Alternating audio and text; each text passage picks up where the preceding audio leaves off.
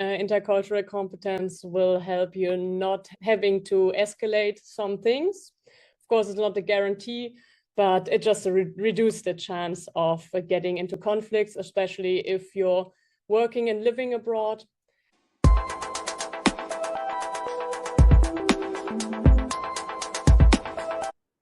The Protector's Lens was hosted by Sandra in November 2025, and I talked about intercultural competence.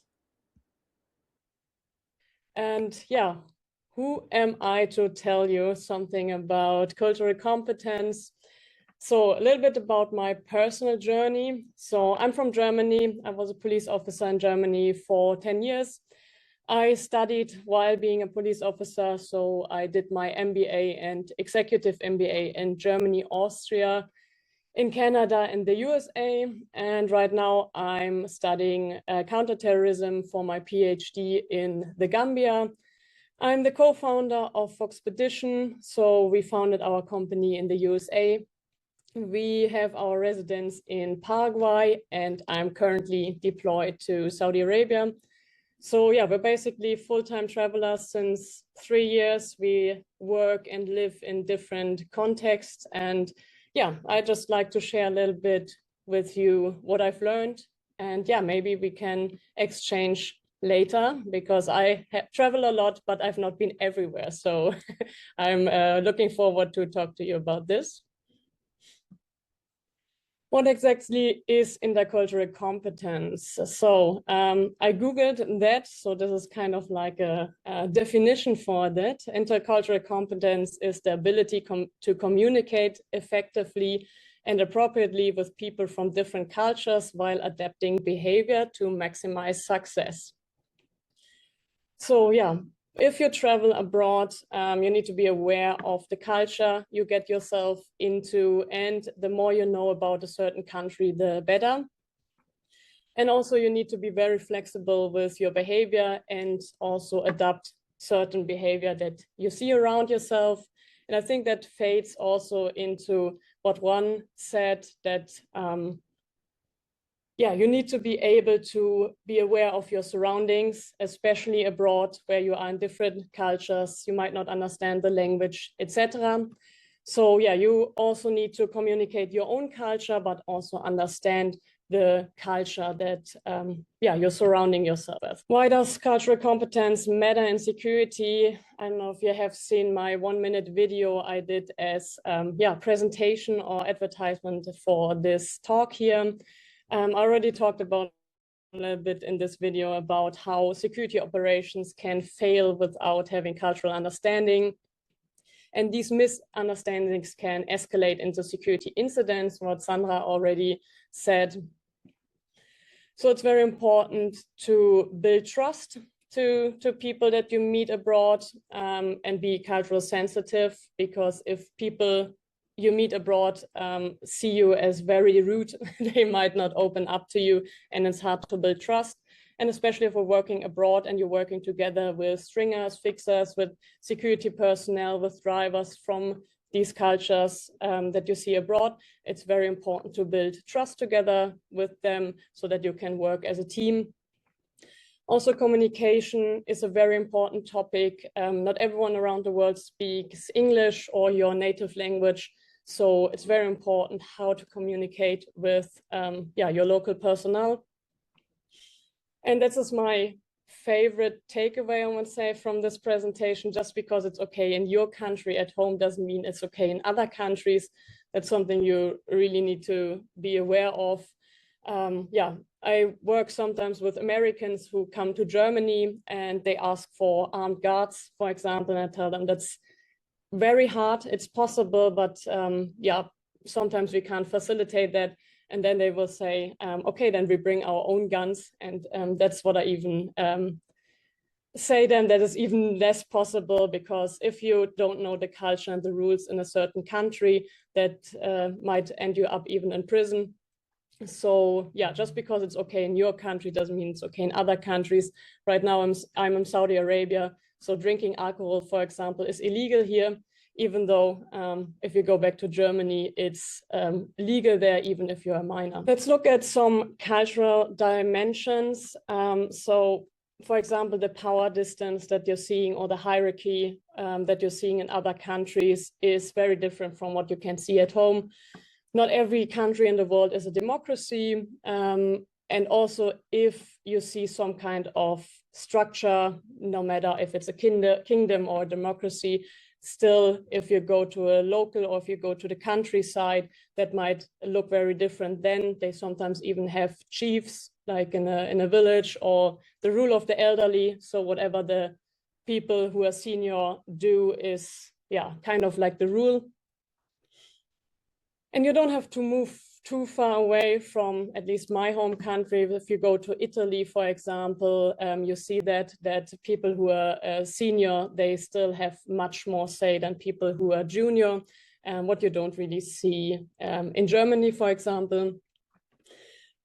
Also, if we look at Saudi Arabia again, or even in Italy, you see that being part of a group is way more important than your individual achievements. What we see in the US or in Germany, for example, that it's way more about what can I do as individual. In other cultures, it's more about the family or being part of a group. Yeah, my favorite topic as a German, of course, is punctuality versus flexibility is what I called it, because yeah, I live in Paraguay and also here working in Saudi, 8 a.m. doesn't mean 8 a.m. It sometimes means 9 a.m. or 10 p.m. Yeah, so also time orientation is not the same all over the world. Yeah, and also the communication, I touched that a little bit already. It's not only the language that you're speaking, it's also your body language. What are you doing with your hands, with your face, with gestures? But I will talk about that a little bit later. I have some anecdotes for that as well.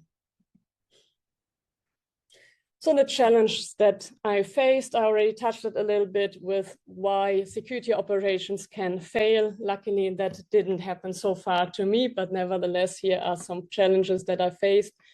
Language barriers, of course. If you go to local communities, not everyone around the world speaks good English. And unfortunately, I don't speak every language of every country I work in or travel to. Also, the different perspectives of personal space and touch. Some people shake hands, others don't. Some people are very touchy, like in Latin America, there's no problem. They're hugging and kissing everyone, while in Arab countries, they don't even shake hands with people they don't know very well. Also, the attitude towards female security, I will talk about that later as well. And I already touched that one, conflicting expectations about time and punctuality. Most of the time I wait for people. That's what I noticed as a German, that normally I'm the one who's waiting, but yeah, that's also something you need to get used to if you're working abroad. Nonverbal communication, interpretations, thumbs up, and this sign doesn't mean okay or good in every country. Sometimes this means you're gay, and this means you're an a-hole. So you need to be very careful with that as well.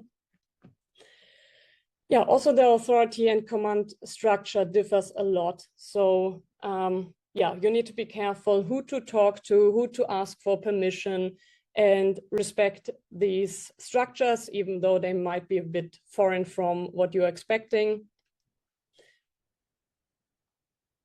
Yeah, it's also religion, of course, very different from country to country. Here in Saudi Arabia, everything goes around Muslim culture and religion. The whole day is structured after this prayer times, for example. In other countries, you don't see it that much anymore. Like in Germany, we don't have much to do with religion anymore, which is also kind of sad. I somehow enjoy it here in Saudi Arabia that everyone is very conscious with their religion and puts it very on top.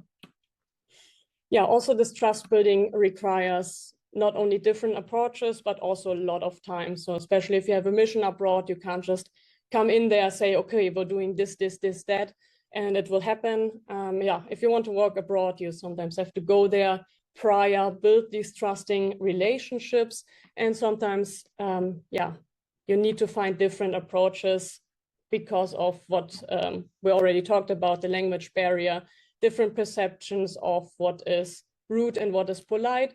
And it also highly depends on how open a culture is to foreigners, I would say. In this picture, you see a gentleman from South Africa, and South Africans normally are very welcoming, very friendly. They talk immediately to you. Normally, there's not a real language barrier because everyone speaks English. But if we go to Central Asia, for example, I found it very, very hard to build these trusting relationships, but I will also talk about this on the next slides.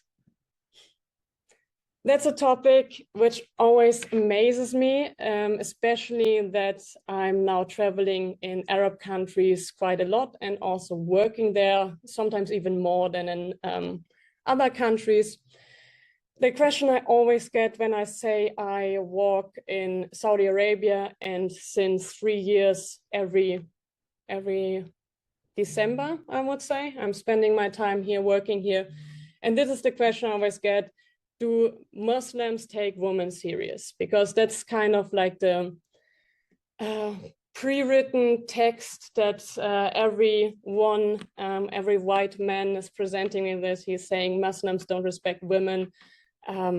I saw a lot the opposite. I saw a little bit like in South Africa or also in Latin American countries, that people are very welcoming, very open, very friendly. And I think if you respect their culture, they also respect you. They also have TV, they also have social media, they know how we are, and they respect us for who we are if we respect them for who they are. And yeah, they know that we are having a lot of expertise in our countries. For example, in the event sector, we are doing events since forever. And I think the Saudi event industry took off 5 years ago. So yeah, we have a lot of experience that we can bring into the country that is highly appreciated. And I didn't see it at all. I never had it that people didn't take me serious just for being a woman. Yeah, I can't wrap my head around, because in Germany, I faced that a lot. If I go to German companies, I'm not really taken seriously, I sometimes feel like. Yeah, because maybe I'm not a senior professional, I'm 30 years old. So yeah, I feel like I face this issue much more in my home country than I face it abroad. I feel that here's a very open mind for female professionals, female security professionals. And I also feel like more and more women here in this country are getting into security, what I really appreciate. And yeah, I also talk about this on the next slides. Maybe one thing to this slide which comes to my mind is that I sometimes don't like how people are lecturing me about how it is in Saudi Arabia. I work here like, yeah, 3 years for 1 month, so 3 months in total. And yeah, then they explain me how the country is because they heard it in the news. And they don't really listen to my experiences. That's why I'm very happy that I can share it here with you and that you're willing to listen to me, because we can't always believe what we see in the TV, what politicians tell us. We sometimes just need to go to these countries, see how the people are. And especially in Saudi Arabia, I was so surprised about how welcoming they are. Everyone speaks amazing English, even though if you look at Arabic and English, these languages have nothing to do with each other. But yeah, the people are highly educated and very, very open and welcome to us. So yeah, I hope I can spread this with you and yeah, ditch some prejudices that some people are having. Another photo of the current event I'm working on, and I already touched it a little bit. How is it as security professional, female security professional working abroad? Of course, gender stereotypes exist if we want it or not. They exist everywhere around the world. And especially in conservative cultures, there's a certain expectation towards men and women. And it's funny enough that these expectations don't only exist for women, they're also very strict for men. So they're also very strict expectation how a man should be, what he should wear, what he should do. These expectations don't only exist for women. And I think that we can, using going abroad as security professional and especially as female security professional, to educate other people and especially empower other women about also going into security. Last year, we didn't have too many security females. As you see on this picture, it's nearly 50-50. So the other lady that is kneeling with me there, she's my counterpart here from Saudi Arabia. She's also a crowd manager. You see these ladies behind her. She recruited them all to be security on the festival. And yeah, I think it's just very important that we empower other women to go into security because, like Joanne also said, there are a lot of people who need security, and they're not only men who need security, there are also women who need security, and sometimes they prefer to talk to a woman, they prefer to walk with a woman. And yeah, especially if you need to go through screening and search procedures, like on a music or film festival, of course, you want to be searched by a woman and not by a man if you're female. So I think it's good to go out as female professional and spread the news. You can do it. We can educate each other because I'm also learning a lot from these ladies. And yeah, that's the joy about working abroad as a female. It's not always just complicated. A little bit more about how to prepare before going abroad or being deployed abroad. It's very important to study the cultural norms, and it's also very, very helpful to learn basic local phrases. Like we've been in Egypt, for example, this man showed us around and he taught us some Arabic. So yeah, I could order shisha and some tea in Arabic, and that opens a lot of doors. A lot of people are not used, especially if you go to smaller villages, they're not used to foreigners and they kind of withdraw. They don't want anything to do with you. But if you speak some words of their language, they open up immediately, even though it's not perfect. It's just hello, goodbye, and please. But that opens so many doors that, don't shy away from learning it. And I don't want to say butchering their language, but if you're trying, that already opens a lot of doors. Also, of course, religious customs and restrictions. You see, I'm not wearing like a hijab. I'm not covering myself if I go to an Arab country. But of course, I follow some standard rules. I'm not running around in tank tops and hot pants. But they're also not expecting you to cover up. And I think the bare minimum of understanding their religious culture and custom and also restrictions is very, very important. Also, what I always talk about is what you can bring into the country. Like if you fly in, there are certain things you can bring, certain things you should not bring. And I think at the customs, it starts if you do your research or not, because you can get in a lot of trouble with having the wrong visa, bringing stuff that you're not allowed to bring, anything like that. So it's very important to know what you can bring into the country, but it's also very important to know what to do in the country, when to go out, what to do, what not to do. Any kind of rules and restrictions are very important to know. Some more strategies. I think my favorite sentence from that slide is listen more than you speak. I think that's very important if people try to tell you something about their country and their culture, and people love to do it, right? So you just have to listen. You don't have to educate yourself. Don't go out there and say, I'm the white person, I'm telling you how to do things. listen to them. If they tell you about their country, about their culture, just listen and also observe. You can just sit in a cafe and look at the locals. How are they interacting? What are they doing?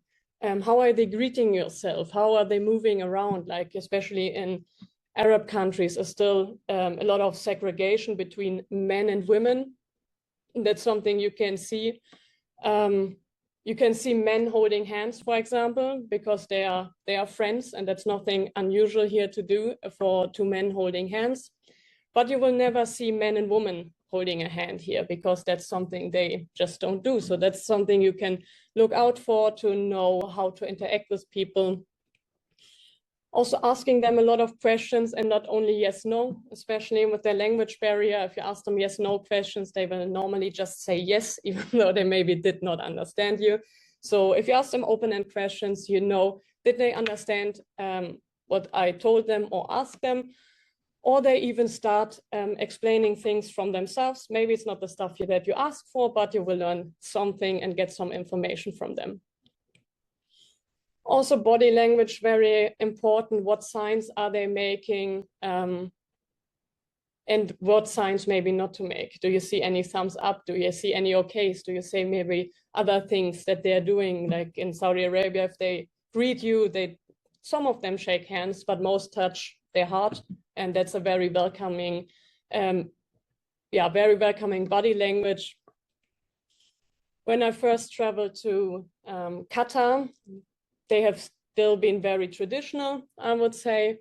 And we checked into a hotel, and they didn't talk to me at all. They didn't even look at me. And I thought, like, what is this? And I experienced a few times from going to Saudi Arabia, going to Qatar, that people just ignore me. And I thought, what is it? So I hopped on Google and said, why are people ignoring me in Saudi Arabia? And it's actually a sign of respect towards the husband, but also the wife, that they only, if it's a man, engage with the men and not with the women. So they didn't want to disrespect me by not talking to me. They wanted to do the extreme opposite. And I think that's something you can look out for, because I found that strange to be ignored, but by their body language and how they interacted, I didn't feel disrespected, because nothing about what he was doing was disrespectful. It was just foreign and strange to me. So I think if you look at these cues, what also Juan talked about, that just because it's not common to you, that's not something that is done in your culture, doesn't mean that they don't have respect, or that they are rude to you. By that, you can adjust your communication style to the cultural context. I always wait for the people to greet me. So what are they doing? Are they reaching out their hand so I can shake their hand? Are they touching their heart? So also in Asia, there's not very common to shake hands. They do a little bow. Do people make eye contact? Especially in Asian countries, it's very rude to make eye contact. And as a German, I stare at people. So I need to be very careful to how to interact with people, also non-verbally. Also adapt your security protocols to local expectations. So the first time I came here to Saudi Arabia and I put in my security protocols, they have been very strict, they have been very German, a lot of queues. We love standing in line and waiting for things.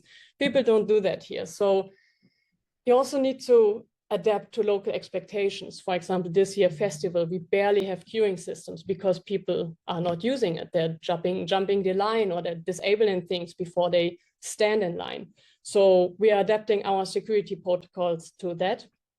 And wherever you go in the world, don't expect people to be able to read the English language or be able to read a map or something like that, because that's what I see a lot, especially from people who are ex-military, because they come from their unit, everyone was doing the same thing, everyone was trained doing the same thing, and then they come to a context abroad where people are very different educated. So you can't just say, we're doing this, what I learned in the military, because a lot of people won't do that or don't know how to do it. So work with the people that you're having, look what they are capable of doing, look what they are not capable of doing, and then adapt your protocols to that. for example, we don't have a grind, or they always want grinded maps that they can say, oh, come to Delta 6 or something on the map. And I told them, why don't we just give names to all of the doors that make sense to them? It's by that they can be deployed way faster than looking at this map that they don't understand and then go somewhere, maybe to the wrong place, don't know how to come back. So just adapt your expectations to the locals. And also be willing to do that. That's one thing about knowing that you need to adapt, but also be willing. That's what I see here a lot, that people know that people are very different, but they're not really willing or not really understanding that they need to change and modify their approach. Yeah, that's a birthday party in Kazakhstan. And like I already said, I found it very, very hard to connect with people in Central Asia because basically no one spoke English. People are very close to their families, not very open to foreigners. So I was very, very happy when our friend that we just met and that we spent some time with invited us to the birthday party of his mom. So that's her, the birthday child. And yeah, we've just been there, and that was very great experience for me to see that yeah, I can adapt to a lot of cultures by having respect, by also investing time. We've been there quite a while, yeah, but it just needed a lot of time to building this trust. But if they trust you, or in general, if people trust you, you can just go such a long way. You're invited to birthday parties of their families. They tell you everything you need to know. They invite you to your house. And yeah, just because you spend time with them, just because you have been very patient. And sometimes it's just very frustrating to be in a country where no one understands you and no one really wants to be with you. So if we go to a restaurant and we sit down at the table, the servers didn't even come to you, or sometimes people left the restaurant when they saw that we're entering. So that is very, very frustrating. But yeah, the more time you spend there, the more you understand what people are doing. And yeah, the more people want to spend time with you if they see that you really want to be with them. Okay, I'm done. Yeah, thank you very much for your attention. I hope it was insightful for you. That's my company, FOXPEDITION. You can look it up if you want to. I have a podcast. I did several episodes with Sandra already. So look it up on YouTube, Spotify, and Apple Podcast. And yeah, you can scan the QR code. That's my LinkedIn. You can type in Inga Faust. I think there are a few, but you should find me, or you just scan the QR code. And yeah, thank you very much.